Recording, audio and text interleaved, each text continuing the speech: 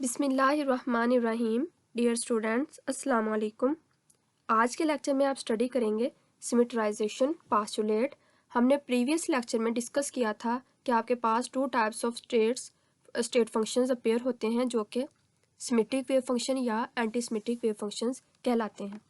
Symmetric wave function और anti symmetric wave function के base पर एक पास्टुलेट क्रिएट किया गया जिसको सिमेट्राइजेशन पास्टुलेट कहते हैं, जो कि डिस्क्राइब करता है कि आपके पास जैसे कि सिमेट्रिक वेव फंक्शंस और anti symmetric wave functions exist करते हैं, सिमिलरली सिमेट्रिक स्टेट्स और एंटी सिमेट्रिक स्टेट्स भी एग्जिस्ट करती हैं। सो सिमेट्रिक स्टेट्स और एंटी सिमेट्रिक स्टेट्स की बेस पर जो हम फार्मलिज्म क्रिएट करते हैं उसको कहते हैं सिमेट्राइजेशन पास्टुलेट। इंट्रोडक्शन में हम जो है वो प्रीवियस लेक्चर को बेस बनाते हुए नेक्स्ट मूव करेंगे। प्रीवियस लेक्चर में हमने डिस्कस किया था कि आपके पास two types of wave functions होते हैं, symmetric and anti symmetric. Symmetric wave functions वो होते हैं जिसमें interchanging of particles remain same just like positive term, और एंटी सिमेट्रिक वेव फंक्शंस आपके पास वो होते हैं जिसमें इंटरचेंजिंग पार्टिकल्स जो हैं वो आफ्टर इंटरचेंज जो है नेगेटिव टाइम्स प्रीवियस फंक्शन के वो इक्वल होते हैं। तो इस तरह से वो एंटी सिमेट्रिक वेव फंक्शंस आपके पास कहलाते हैं। तो सिमेट्रिक और एंटी सिमेट्रिक की बेस के ऊपर जो है आप सिमेट्राइजेशन पास्टुलेट क्रिएट करते हैं। सिमेट्राइजेशन पास्टुलेट क्या कहता है कि आपके पास अगर n पार्टिकल सिस्टम है तो उसके अंदर जो स्टेट है वो या तो टोटली सिमेट्रिक होंगी या फिर वो टोटली एंटी सिमेट्रिक होंगी। मिक्स स्टेट इस सिस्टम के अंदर जो है वो एग्जिस्ट नहीं करती फॉर सिमेट्राइजेशन पास्टुलेट। सो सिमेट्राइजेशन पास्टुलेट क्या कहता है कि अगर फॉर एग्जांपल आपके पास n स्टेट का सिस्टम है, n पार्टिकल्स का सिस्टम है, तो उसके अंदर स्टेट्स या तो आपके पास टोटली सिमेट्रिक होंगी या फिर वो टोटली एंटी सिमेट्रिक होंगी। मिक्स स्टेट एग्जिस्ट नहीं करती इस पास्टुलेट के लिए। तो इस तरह से आपके पास जो सिमेट्रिक वेव फंक्शन है उसकी स्टेट्स हमेशा सिमेट्रिक होंगी और जो एंटी सिमेट्रिक वेव फंक्शन है उसके लिए स्टेट्स हमेशा एंटी सिमेट्रिक होंगी।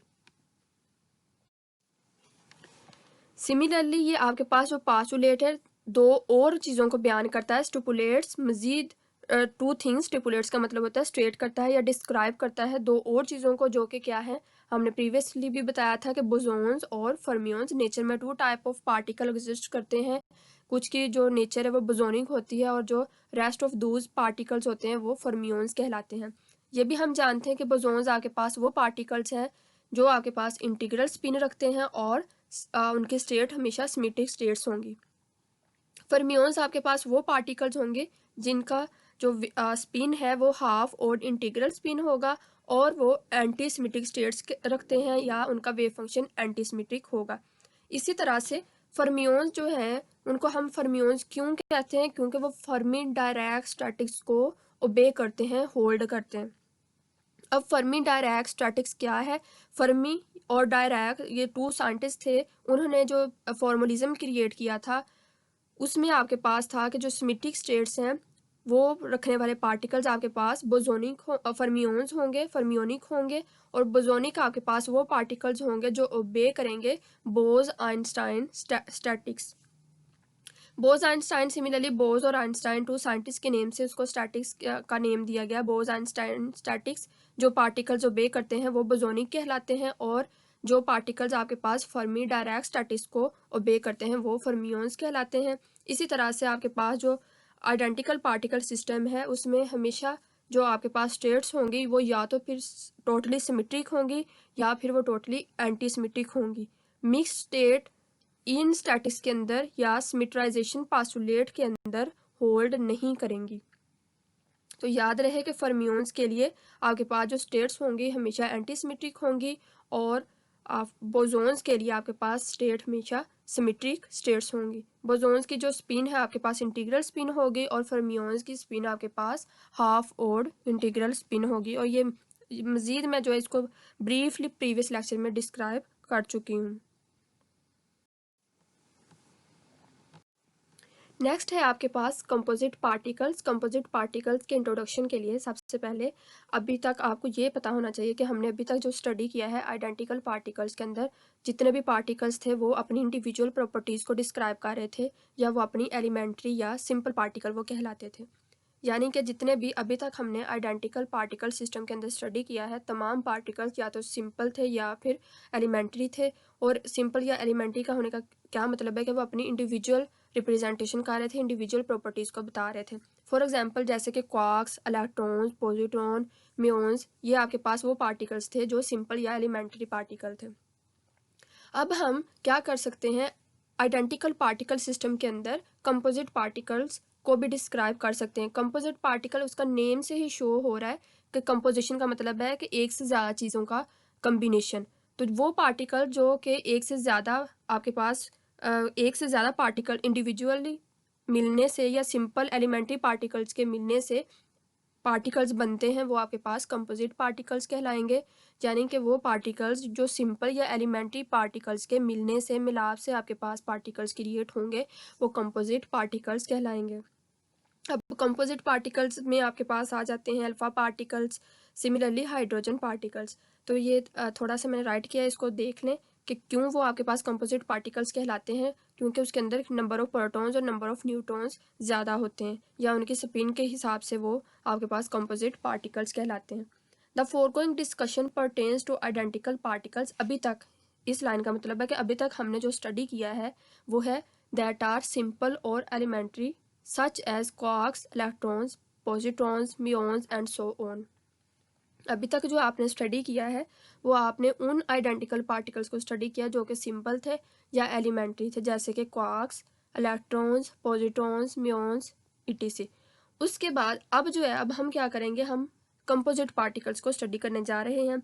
Let us now discuss the symmetry of system of identical composite particles where each particle is composed of two or more identical elementary particles।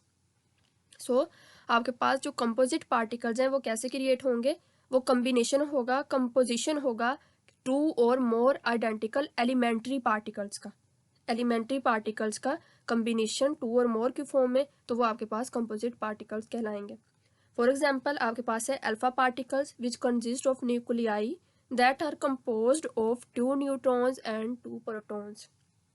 Alpha particle जो है उसका nuclei या nucleus आपके पास कैसे बनता है, जो जब 2 न्यूट्रॉन्स और 2 प्रोटॉन्स को हम कंबाइन करते हैं तो आपके पास बनता है अल्फा पार्टिकल का न्यूक्लियस। तो ये आपके पास एक एग्जांपल है कंपोजिट पार्टिकल की। Similarly hydrogen atom, a system of n hydrogen atoms can also be viewed as a system of identical composite particles where each particle और atom consist of a proton and an electron। क्योंकि जो आपके पास hydrogen के isotopes हैं जैसे कि protium, deuterium, tritium, तो उसके अंदर नंबर ऑफ इलेक्ट्रॉन्स और प्रोटॉन्स डिफरेंट होते हैं, तो उसी वजह से वो कम्बिनेशन होता है, तो इसलिए वो आपके पास कंपोजिट पार्टिकल्स कहलाते हैं। Similarly protons, neutrons, pions etc are themselves composite particles, क्योंकि उनके अंदर भी जो है क्वार्क्स होती हैं, अप क्वार्क होती है, डाउन क्वार्क्स होती हैं, तो इस तरह से वो भी आपके पास कंपोजिट पार्टिकल्स की एग्जांपल है। Because protons and neutrons consist of 3 quarks and pions consist of 2। जो पायोन्स होते हैं उनकी क्वार्क्स 2 होती हैं, इसी तरह से प्रोटॉन्स और न्यूट्रॉन्स की क्वार्क्स 3 होती हैं। अब क्वार्क्स क्या है, क्वार्क्स आपके पास एलिमेंट्री पार्टिकल्स हैं जिनकी स्पिन आपके पास हाफ होती है, 1/2 या हाफ स्पिन वाले पार्टिकल्स आपके पास क्वार्क्स को क्रिएट करते हैं।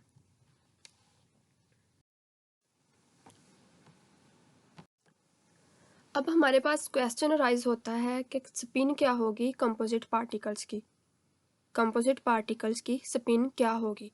तो स्पिन जो है कंपोजिट पार्टिकल्स के लिए रिजल्टेंट होगी इंडिविजुअल पार्टिकल की स्पिन का।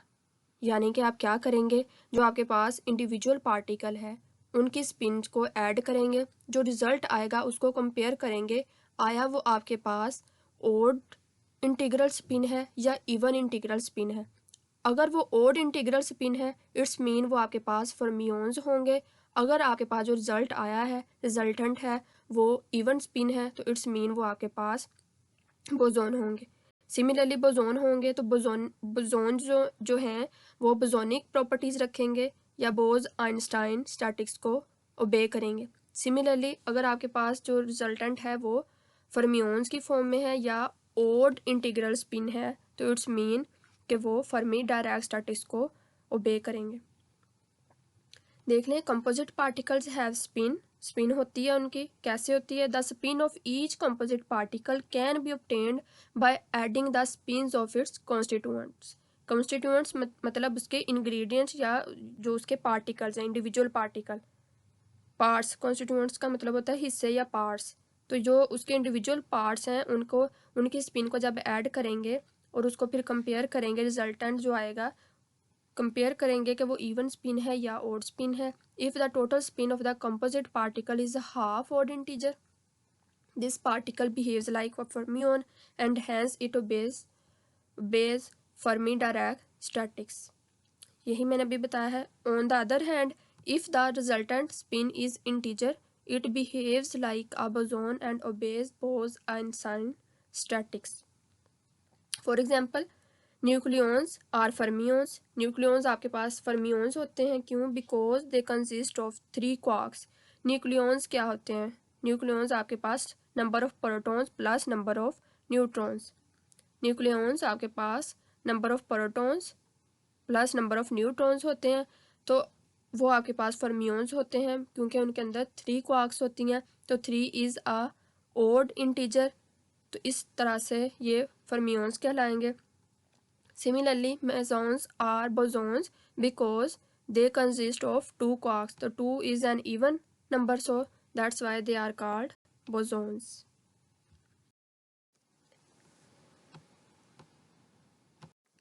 आपके मज़ीद समझने के लिए एक और एग्जांपल है अल्फ़ा पार्टिकल की, उसके मैंने आइसोटोप्स को कंसिडर किया है। अब आप जानते हैं अल्फ़ा पार्टिकल जो है उसके आइसोटोप जो कि हीलियम आपके पास होता है बेसिकली। तो आइसोटोप्स इस तरह से होते हैं 2, 3 और 2, 4 की फॉर्म में। तो आपके पास जो 2, 3 और 2, 4 है, ये आपके पास 2 कंपोजिट पार्टिकल्स हैं और इनकी डिफरेंट जो है नेचर्स है। डिफरेंट नेचर कैसे है कि एक फर्मियोन के तौर पे बिहेव करता है और एक जो है वो बोसोन की फॉर्म में। कैसे कि जो आपके पास ये जो हीलियम 3 है, ये बेसिकली 3 जो है ओड है, तो इसलिए ये फर्मियोन है, और ये 4 जो है इवन है, तो इसलिए ये बोसोन है। कैसे? देख लें कि जो ये आपके पास हीलियम 4 है which is called an alpha particle, ये तो हमें पता है, is a boson for it consist of 4 nucleons. क्योंकि उसके 4 न्यूक्लियॉन्स हैं, मतलब 2 protons and 2 neutrons. while helium 3 is a fermion since it contains 3 nucleons, 1 neutron and 2 protons। तो इसलिए वो आपके पास फर्मियोन है। 3 जो है एक ऑड इंटीजर है और 4 जो है आपके पास इवन है, तो वो आपके पास बोसोन कहलाएगा। डायग्राम के अंदर भी देख लें, हीलियम 4 यहाँ पे जो ये ऑर्बिट में रिवॉल्व करते हैं, आप जानते हैं वो इलेक्ट्रॉन्स होते हैं, और जो अंदर न्यूक्लियस में होते हैं वो प्रोटॉन्स और न्यूट्रॉन्स होते हैं। तो जो हीलियम 4 है उसके अंदर 2 ही आपके पास प्रोटॉन है और 2 ही न्यूट्रॉन है। लेकिन जो हीलियम 3 है उसमें 2 प्रोटॉन्स हैं और 1 न्यूट्रॉन है। तो ये 3 वाला जो है आपके पास आइसोटोप, ये बेसिकली फर्मियोनिक रखता है स्टैटिक्स, और जो 4 वाला हीलियम आइसोटोप है ये बोसोनिक स्टैटिक्स रखता है। The hydrogen atom consist of 2 fermions, an electron and a proton, so it is a boson. जो आपके पास हाइड्रोजन का एटम है उसमें 2 फर्मियोन्स होते हैं, एक इलेक्ट्रॉन और एक प्रोटॉन, तो इसलिए उसकी जो नेचर है एज अ होल वो आपके पास बोसोनिक कहलाती है। 2 एग्जांपल्स यहाँ पे मैंने अल्फा पार्टिकल की और हाइड्रोजन के लिए सेपरेटली बता दिया है। नेक्स्ट, अब हम कंस्ट्रक्ट कैसे कर सकते हैं सिमेट्रिक और एंटी सिमेट्रिक फंक्शंस को। सिमेट्रिक या एंटी सिमेट्रिक फंक्शंस को किस तरह से हम क्रिएट कर सकते हैं या कंस्ट्रक्ट कर सकते हैं। पहले हमने जो सीखा था कि हमारे पास जो पार्टिकल्स थे वो इंटरेक्टिंग पार्टिकल्स थे। अब जो वेव फंक्शंस क्रिएट करेंगे वो नॉन इंटरेक्टिंग पार्टिकल्स के लिए हैं, यानी कि वो फर्मियोन्स या बोसोन्स के लिए नॉन इंटरेक्टिंग होने की वजह से सिमेट्रिक या anti symmetric wave function symmetrization postulate के अंदर क्रिएट करेंगे। So the wave function of system of identical particles are either totally symmetric और totally anti-symmetric। हम डिस्कस कर चुके हैं कि या तो वो totally symmetric होगा या फिर totally anti-symmetric। Consider a system of to identical particles. अब जो मैं स्टार्ट कर रही हूँ, मैं सबसे पहले 2 पार्टिकल लूँगी, उसके बाद मैं 3 पार्टिकल लूँगी, फिर 4 पार्टिकल एंड सो ऑन। हम n पार्टिकल्स के लिए सिमेट्रिक या anti symmetric wave function create कर सकते हैं। तो सबसे पहले मैंने 2 पार्टिकल्स कंसीडर किए हैं, उनके लिए मैं सिमेट्रिक और anti symmetric wave function create करूँगी। 2 पार्टिकल्स हैं तो इट्स मीन 2 पोजीशंस, इस तरह से chi1 chi2 के लिए। तो जब आपने सिमेट्राइजेशन पास्टुलेट के अंदर सिमेट्रिक या anti symmetric wave function create करने हैं तो वो आप इस तरह से लिखेंगे, where psi S means symmetric wave function, psi A means anti symmetric wave function. Particles 2 है तो यहाँ पे 1 2 3 होंगे, 1 2 3 आ जाएगा, 4 होंगे 1 2 3 4 आ जाएगा, n होंगे तो 1 2 3 so on up to n आ जाएगा। अगेन ये आपके पास symmetric, psi S means symmetric, psi A means anti symmetric. अब जो है राइट हैंड साइड देख लें, ये आपके पास अगर 2 पार्टिकल्स हैं तो वो 1/√2 फैक्टोरियल के साथ मल्टीप्लाई होंगे। 2 अगर पार्टिकल्स हैं तो आप उस फंक्शन को 1/√2 फैक्टोरियल के साथ मल्टीप्लाई करेंगे और आपके पास पार्टिकल अंदर इस तरह से इंटरचेंज होंगे, Sai chi1 chi2 plus psi chi2 chi1 के 2 ही पार्टिकल हैं तो या तो 1 2 के साथ चेंज हो सकता है या फिर 2 1 के साथ। यही 2 उसकी पॉसिबिलिटीज़ हैं चेंजिंग की, इंटरचेंज होने की। तो इस तरह से आप 2 पार्टिकल्स के लिए सिमेट्रिक वेव फंक्शन क्रिएट कर सकते हैं। अब अगर एंटी सिमेट्रिक हो तो एंटी सिमेट्रिक का ये जो फार्मूला है सेम ऐसे ही होगा, लेकिन इसमें क्या है एंटी सिमेट्रिक में कि अगर फर्स्ट फंक्शन हमेशा पॉजिटिव से स्टार्ट होगा, सेकंड नेगेटिव, थर्ड प्लस में, फिर अगला नेगेटिव। ये इसलिए है क्योंकि एंटी सिमेट्रिक बेसिकली फर्मियोन्स में होता है। तो फर्मियोन्स में पार्टिकल्स आपके पास अप और डाउन क्वार्क्स की फॉर्म में होते हैं। अप और डाउन क्वार्क्स की वजह से जो अप पार्टिकल्स होते हैं उनका वेव फंक्शन पॉजिटिव कंसीडर करते हैं और जो डाउन होते हैं उनका वेव फंक्शन नेगेटिव कंसीडर करते हैं। तो अगर 2 पार्टिकल सिस्टम है तो फर्स्ट फंक्शन आपके पास प्लस में आएगा और सेकंड फंक्शन आपके पास माइनस में आएगा। सिमिलरली अगर 3 फंक्शंस हैं तो फिर फर्स्ट फंक्शन प्लस में, सेकंड नेगेटिव में, उसके बाद थर्ड जो है फिर प्लस में और फोर्थ जो है नेगेटिव में। फिर उसकी हम तमाम पार्टिकल्स की इंटरचेंजिंग पॉसिबिलिटीज़ चेक करेंगे और फिर एक फंक्शन को प्लस में और दूसरे को माइनस में, इस तरह से हम राइट कर लेंगे।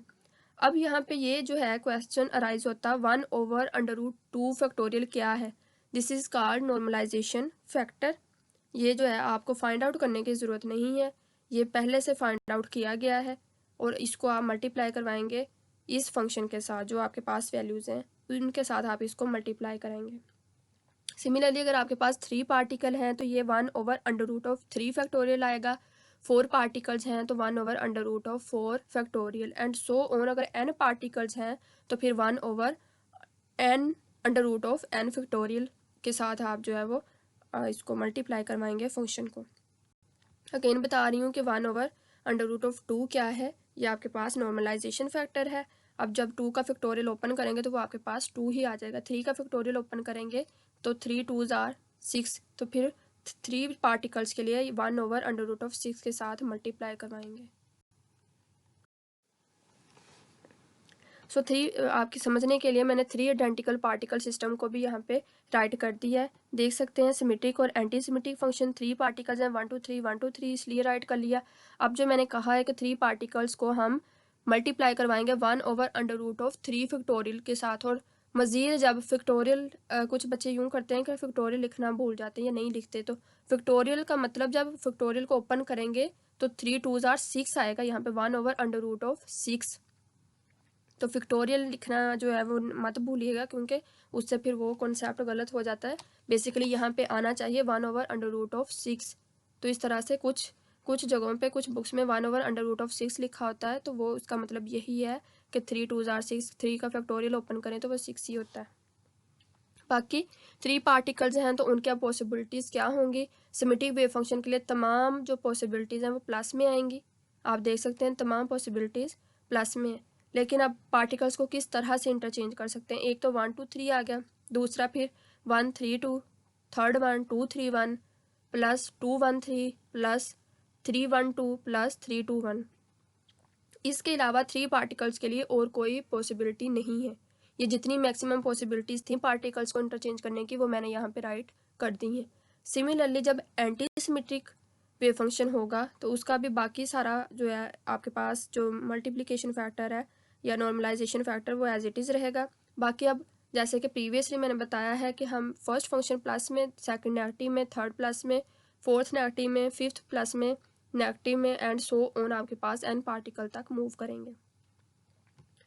बाकी पॉसिबिलिटीज़ वही रहेंगे 3 पार्टिकल्स के लिए जो हैं 1 2 3, 1 3 2, 2 3 1, 2 1 3, 3 1 2, 3 2 1। बाकी सारा एज इट इज़ रहेगा, जस्ट यहाँ पे साइन का जो है वो चेंज आएगा एंटीसिमेट्रिक वेव फंक्शन के लिए।